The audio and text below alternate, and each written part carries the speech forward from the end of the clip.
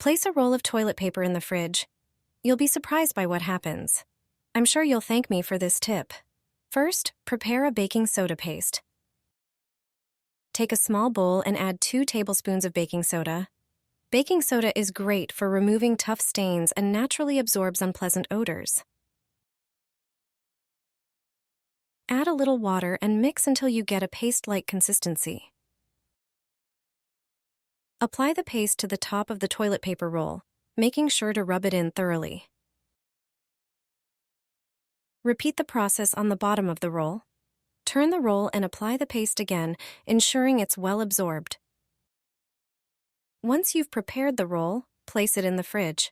This roll will absorb all the unpleasant odors, keeping your fridge smelling fresh all the time.